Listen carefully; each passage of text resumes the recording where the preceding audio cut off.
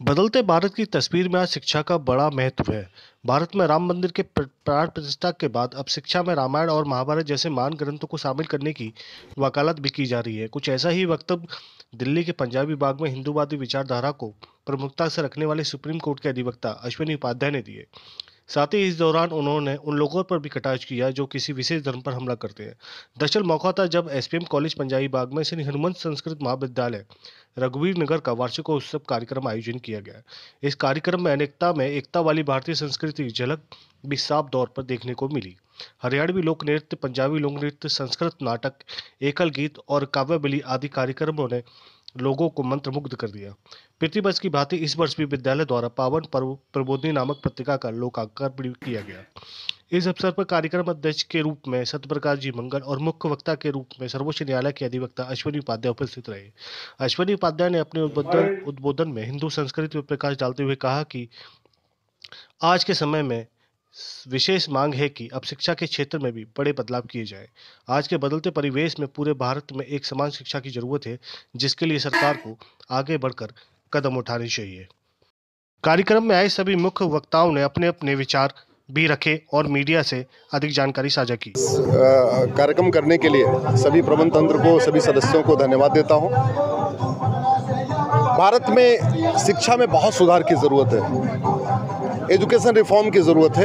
ये जो विदेशी शिक्षा चल रही है इसको ख़त्म करने की ज़रूरत है। ये जो गुलामी के समय, खास तौर पे जो मुगलों के समय यहाँ स्कूल खुले और किताबें पढ़ाई शुरू किया, या ब्रिटिश काल में जो यहाँ पे स्कूल खोले गए और उनको कंटिन्यू किया, उसको बंद करने की ज़रूरत है। तो गुलामी की शिक्षा व्यवस्था ख़त्म हो और दोबारा फिर से भारत में जो हमारी वैदिक शिक्षा व्यवस्था वो लागू हो। स्कूलों में वाल्मीकि रामायण पढ़ाया जाए, रामचरितमानस पढ़ाया जाए, भगवत गीता पढ़ाई जाए, वेद की ऋचाएँ पढ़ाई जाए।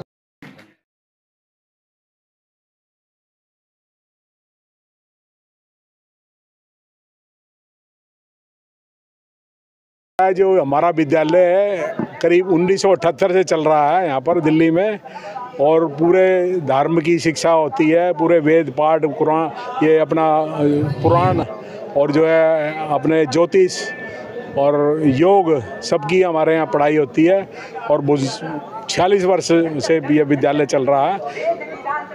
रघुवीर नगर दिल्ली में विद्यालय है और हिंदू संस्कृति का प्रचार प्रसार के लिए गया। मेरी तो ये भी मांग है भारत सरकार और सभी सरकारों से, पूरे देश भर में हर एक जिला तहसील में एक संस्कृत महाविद्यालय होना चाहिए, जो कि अति आवश्यक है, क्योंकि हमारी हिंदू संस्कृति का जो पीछे रह गई है उसके विषय में। तो इस वजह से प्रचार प्रसार होगा, जब भी हमारा देश जागृत होगा और विश्व गुरु जब भी बन पाएगा हमारा विद्यालय। ये मेरा कहना है।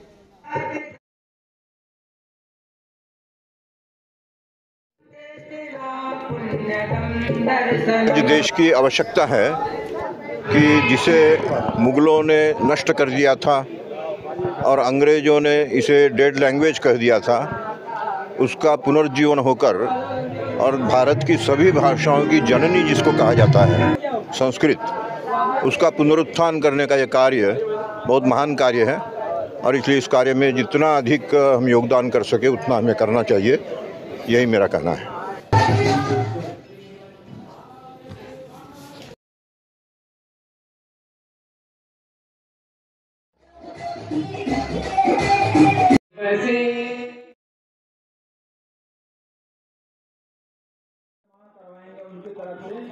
तो धन्यवाद एक बार थोड़ा कौशल जी का।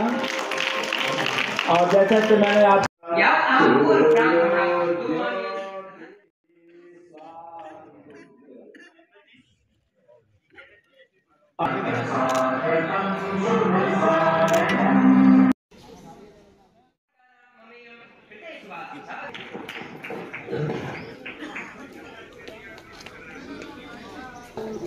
निश्चित तौर पे भारत सरकार, इस वर्तमान मोदी सरकार जी ने न्यू एजुकेशन पॉलिसी को इम्प्लीमेंट किया है। ये शिक्षा के क्षेत्र में एक नया बदलाव है।